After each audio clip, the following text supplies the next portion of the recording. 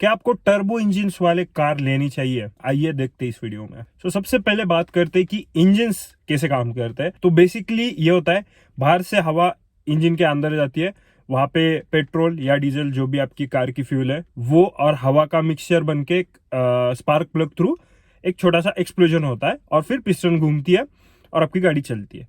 तो ये चीज होती है। और जो एक एग्जॉस्ट पाइप रहता है जो अपना साइलेंसर होता है, तो वहां से जो वो कंबशन के गैसेस है वो बाहर निकलते हैं। ये हो गई naturally aspirated engine. Turbo engine में भी सेम ही सब चीजें होती है, बस एक डिवाइस एक्स्ट्रा आता है जिसको हम टर्बो चार्जर बोलाते हैं। बेसिकली टर्बो चार्जर क्या करता है, कॉम्प्रेस्ड एयर भेजता है इंजन के अंदर with the help of exhaust gases. So compressed air और जो फ्यूल है उसका कंबशन होता है या उसके वजह से अच्छी तरीके से कंबस्ट होता है। तो ये रही वर्किंग दोनों भी इंजन की।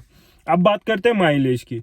तो माइलेज बेसिकली टर्बो इंजन में ज्यादा मिलता है। फ्यूल है इंजन के अंदर का वो अच्छे से कंबस्ट होता है क्योंकि उसको ज्यादा एयर मिलती है अंदर। सो नेचुरली एस्पिरेटेड इंजन में थोड़ा आपको एवरेज कम मिलता है compare to turbo engine. Turbo engine में लो आरपीएम में आपको थोड़ा कम एवरेज देखने को मिलता है compare to naturally aspirated engine, क्योंकि टर्बो चार्जर को अच्छे से वर्क करने के लिए ज्यादा एग्जॉस्ट गैसेस लगते हैं ताकि वो ज्यादा अच्छे से जो फ्रेश एयर है वो कंप्रेस कर सके। सो इसलिए सिटी में का माइलेज आपको कम मिलेगा टर्बो चार्ज इंजन में compare to naturally aspirated engine. Performance में टर्बो चार्ज इंजन अच्छे परफॉर्म करते हैं compare to naturally aspirated engine. Turbocharge engine में और एक चीज ये होती है कि अगर आपका इंजन 1.5 लीटर्स कैपेसिटी वाला भी है तो भी आपको ज्यादा पावर मिलती है compare to naturally aspirated 1.5 litre वाला इंजन। तो ये एक मेन डिफरेंस होता है परफॉर्मेंस वाइज।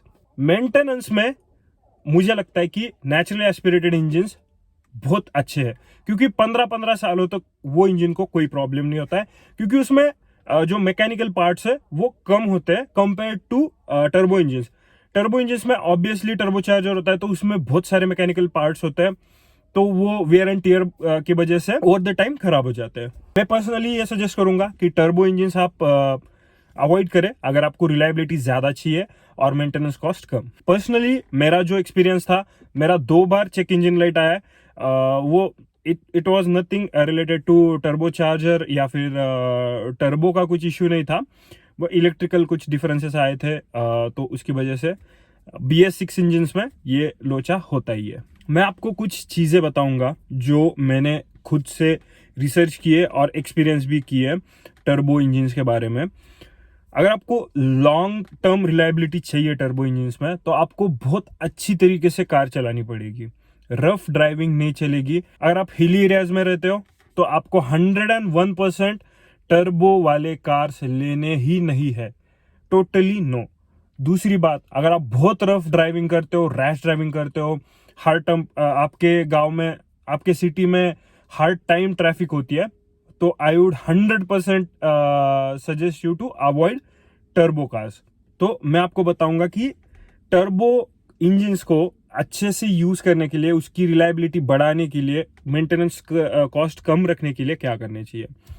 फर्स्ट चीज जो मैं करता हूं, जब आप कार ऑन करते हो, कभी भी आपने कार ऑफ रखी है या फिर आप कहीं पे जाने वाले हो, वो चाहे शॉर्ट ट्रिप हो लॉन्ग ट्रिप हो, तो मैं ये सजेस्ट करता हूं या मैं ये खुद करता हूं कि आपको गाड़ी एक से 2 मिनट के लिए टोटली आइडल रखनी है।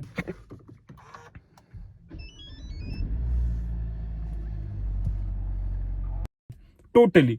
तो आप जब गाड़ी ऑन करोगे तो सबसे पहले आपका जो आरपीएम होगा वो 1.2 1.3 पे होगा, बट इवेंचुअली एक 60 सेकेंड्स के बाद नीचे नीचे आएगा।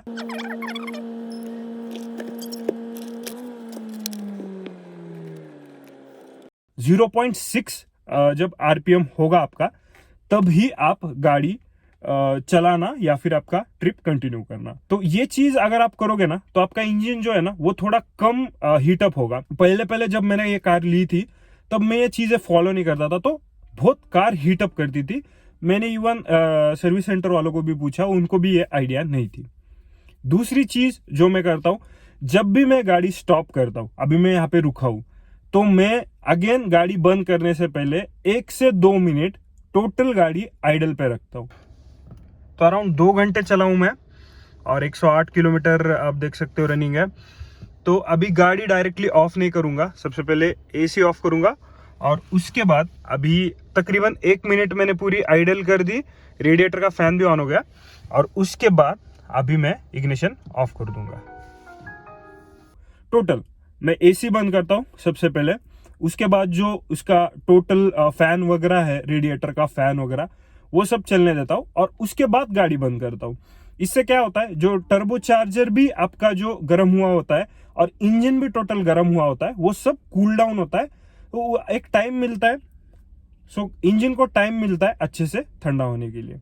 और एक चीज जो मैं पर्सनली करता हूँ, कभी भी मैं गाड़ी को एकदम से एक्सीलरेट नहीं करता हूँ। सडन एक्सीलरेशन आई अवॉइड, क्योंकि जब आप सडन एक्सीलरेट करते हो तो टर्बो चार्जर को उतना टाइम नहीं मिलता है ज़्यादा घूमने के लिए, तो वो सडन घूम जाता है। उसकी वजह से बहुत सारे वीडियोस देखे हैं मैंने कि टर्बो चार्जर बहुत जल्दी खराब हो जाता है।